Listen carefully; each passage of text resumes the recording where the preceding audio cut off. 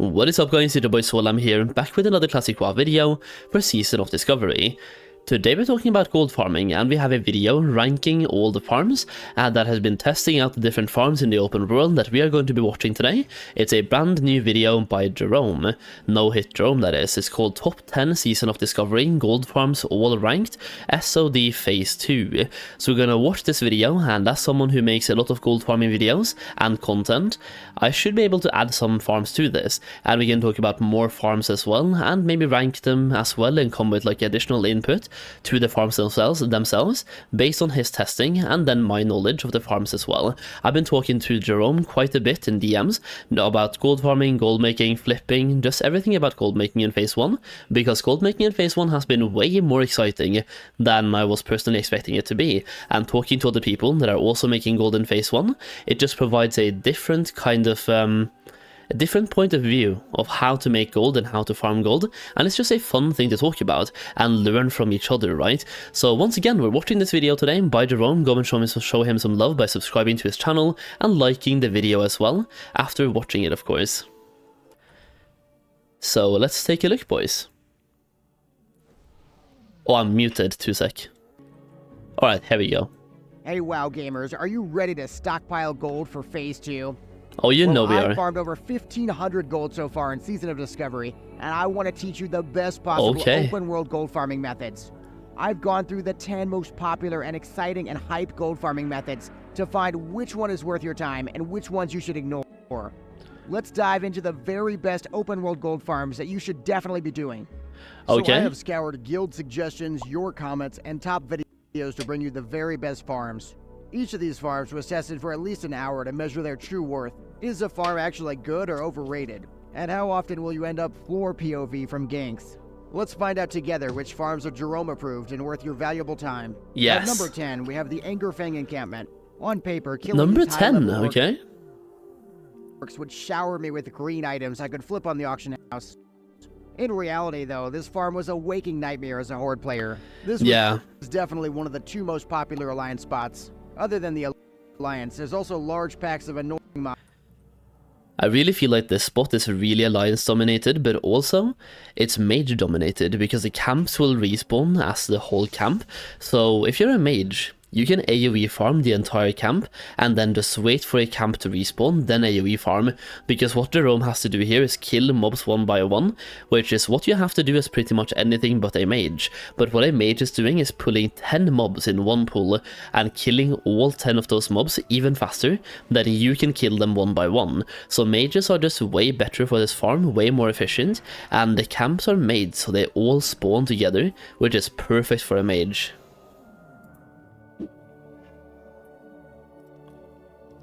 Alright, it's loading for quite some time. There we go. It seemed way better for AoE. Yeah, exactly. After a full hour, the only item of value I got other than silk was a nice green tank shoulder.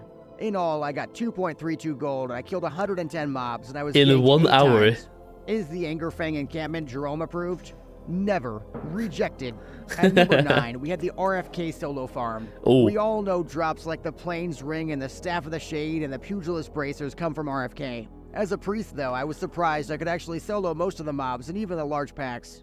I also figured out a trick, which was once you got deeper into the raid, you could just reset because it gets harder and harder. After you do the farm for long enough, it becomes pretty easy with the rhythm. It's just unfortunately the most feast or famine farm in the entire game right now. Unluckily for me, the only items of value I got were silk and a stamina green. Overall, I got 2.5 gold from 123 mobs. So is RFK solo farm Jerome approved? No. Not for me. No. Rejected. At number 8, we have the Humbert's Helm farm. This seemed on paper like it would be the best gold farm. The helmet sells for 50 gold on Horde and over 70 gold on Alliance on my server. In reality though, the area is packed with Horde players taking all the tags. Plus you pretty much need a group unless you play a god solo class like a hunter. It is still a very enjoyable farm though with friends, but it's like being at a casino. You either get the good items or you don't. From 1 hour of farming, I got 3.58 gold from 78 enemies. I was also ganked twice, which was pretty annoying. Is Humbert's helm... The thing is though, if he had just had insane RNG, let's just say he got 2 Humbert's helms in 1 hour, the gold would have gone to like 100 gold instead. So this farm is very RNG heavy, and you have to target the rifleman, right, for the helmet. But for the most part, it once again very RNG. It's like going to a casino. You can come back with nothing. You can come back with a jackpot. It really depends.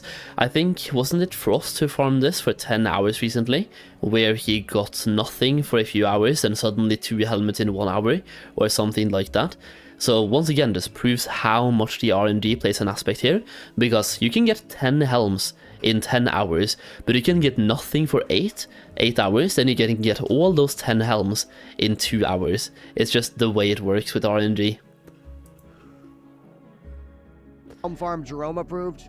No. Rejected.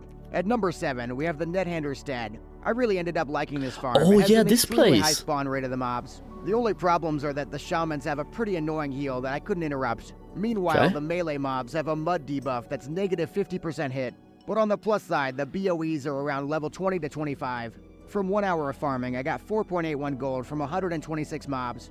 Is the Nethander stead Jerome approved? Definitely. At number 6, we have the Blood Fury farm. It's a horde-focused farm with easy access from the Stone Talon Mountains. The big positives are the extremely high mob density, as well as plenty of chest spawns to loot.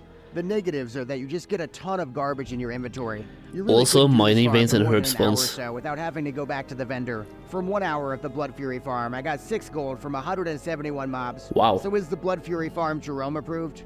No. Huh? Rejected. Really? At number 5, we have the Centaur farm. This is really an extremely popular horde farm. There are tons of solid greens that drop, like the Bristleberg Amos and Silk Cloth. Yeah. The big draw here, though, is that the Centaurs melt like butter, and it's really low effort. I did get a huge amount of silk in 1 hour, over 76. From 1 hour of the Centaur farming, I got 6.8 gold from 165 Centaur kills. So is Centaur farming Jerome approved? Oh yeah. At number 4, we have the Duskwood Ogre farm. I love Ooh. the Duskwood Ogre farm because the mobs are extremely easy to kill. Yeah. At least the level 28s are. Unfortunately, there are some level 30s near the cave area that are harder to kill. One plus, though, is that there are several chest spawns with really nice greens inside. The farm did net 2 really nice drops, and the ironwood tree branches worth 2 gold each, as well as a ton of silk. From 1 hour of farming, I got 7.32 gold from 139 mobs. So is Duskwood Ogre farming Jerome approved? Yes, I love it. At number 3, we have the Naga clam farming. Everybody's hyped this farm up as like the best thing ever. But unfortunately for my priest, the mobs are just a little bit too high level. And even getting a tag in the first place was a really hard part because there are just so many hunters out here. The drops are really incredible though, but you'll unfortunately get some level 26 items sometimes that never really sell. One thing I did get though that I really like is the iridescent pearl worth over 2 gold. From 1 hour of farming, I got 7.52 gold from 66 mobs. Is Naga clam farming Jerome approved? No. Rejected. At What are the number best 2, two? we have the Duskwood Vile Wargan farm. This farm is just freaking awesome. Yeah. Practically every mob kill feels super rewarding. It's one of my favorite farms. You have a chance at all the insane blues like the Thunderbrow Ring and the Trollbane Leggings. There are also several chest spawns throughout the area, though I didn't see a single one throughout my farming. A couple of downsides though. The Alliance love this farm so much, so as Horde you should stick to the southwest area. Also the mobs respawn all at once, so this can quickly overwhelm you. Overall, I got a whopping 5 greens, all in the level 20 to 25 range. The big exciting piece was a blue drop though, which was the Blood Pike. That's on some previous lists, and it's worth over 5 gold on the auction house. Wow. From 1 hour of Duskwood Vile Wargan farming, I got 8.91 gold from 93 mob kills. So is the Duskwood Vile Wargan farm Jerome approved? Yes? Heck yes. Yeah. Getting into number 1, we have the Big Iron Fishing Pole farm. This farm is really simple. You just go down in the water and loot the cages, and sometimes you'll get a big iron fishing pole. That's the best fishing pole right now, and it's 12 gold on Horde and 18 gold on Alliance. At first, this farm was my least favorite by far for the first 40 minutes. Yeah. But then I got a fishing pole, and the farm became my new favorite. The thing is, the crabs will just chase you down, and they're probably the most annoying mob in the entire game. If you want to do the farm effectively, I definitely recommend playing a druid or maybe even a hunter with Elixir of Water Breathing. From 1 hour of farming, I got 1 pole worth 13.18 gold. So is the Big Iron Fishing Pole farm Jerome approved? Yes? Yeah, definitely. Yeah. So to summarize, I absolutely love the Vile Wargan farm, the Big Iron Fishing Pole, the Duskwood Ogre farm, the Centaur farm. These are all farms you should definitely go and try out. I would love to hear from you in the comments below. If you do an hour, let me know how much gold you make. Also, make sure to like and subscribe because I've got a bunch of gold making videos coming soon. And then check out my step-by-step blueprint to make 900 gold in 1 week next. Yeah, we've already seen that one. Yeah, that was a really solid video. I do like the fact that he's just, well, first of all, the video is very short, but he spent 10 hours testing every single farm, and what I like most is he was doing this on a priest. You usually don't see people farming gold on a priest. You see mages, sure, druids, rogues, you see a lot of hunters out there. Priests, though, on the other hand, even solo farming RFK as a priest as well, he chose one of the worst possible classes. Maybe warriors could have been even worse, but like, yeah, he chose one of the worst possible classes to farm with to give you the worst possible output. That way, you will simply get more gold than he did if you go out and try this. So like if you're a hunter trying to Wargans, for example, you're going to get way more gold. If you're a mage AoE farming in wetlands at the orcs, you're going to get way more gold as well. So he chose a priest, so you make more gold than he showed you on the video, which I kind of like. Plus he went out and farmed gold for 10 hours as a priest. I think I saw his druid there at one of them, like the Stone Talon one, but for the most part he was playing a priest in pretty much every single farm, which that's really cool by the way. So for me, I'm doing quite a few of these farms, especially the Wargan farm. I do love the Wargan farm. The Wargan farm is really good. I have a couple of other ones, but I've been doing a lot of Herbalism recently, especially if I just take this away right now and we can go to the map. I don't even have the Gathermate on this character, but on my farming character, if you go to wetlands, the price of Swift Thistle on my server is 25 silver each, which by itself gives me about 10 gold per hour, just running laps in Westfall and gathering Briarthorn. So I'm only focusing on Herbalism here. I'm gathering Briarthorn, Mage Royale, and Bruceweed, because Bruceweed is like 3 silver each. So I'm gathering Bruceweed as well, but for the majority here, you're farming Briarthorn and Mage Royale, and literally just running laps in Westfall, you're making a minimum of 10 gold per hour. Sometimes you make way more. It really depends on how many Swift Thistles you get and the RNG aspect once again, because they can drop from farming Briarthorn, but you're never guaranteed a drop. So you just have to keep going until you get a couple, but usually the lowest I've been getting is 10 gold per hour, and the most I've gotten is 20 gold per hour from literally just running around picking flowers and getting Swift Thistles, and they're selling for 25 silver each, and I'm guessing they're gonna stay around that price because people are even buying them for phase 2 for swiftness potions, the rogue thistle tea. They're using so many consumables that people want to have, right? So it's going to be a good farm now, and it's just going to keep being good as well. And it's super easy, running laps in Westfall, picking Briarthorn and making gold from it. Aside from that though, I have swapped a lot from farming gold to crafting for gold, and the majority of the reason why is that you can make so much gold from little effort, and you can just go to, for example, engineering, which is one of my most profitable professions. You're not going to make a lot of gold profit per craft, but if you find many profitable crafts, now you can start raking in the profits. Like standard scopes, 50 silver profit each.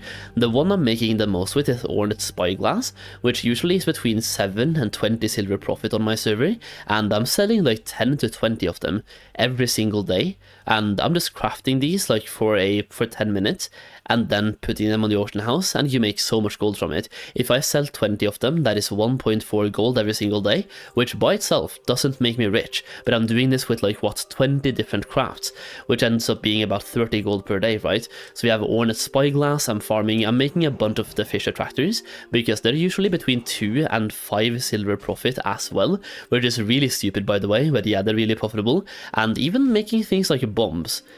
I don't know why they're profitable, like heavy dynamite, small bronze bombs, and big bronze mobs. Like, you can make lots of silver from them, like 3 and 4 silver each profit, and they sell kind of fast as well. They are kind of RNG though, because as you can see, you get 1 to 3, and from the big bronze one you get 2 to 4, but that usually averages out, and the profit is based on the average.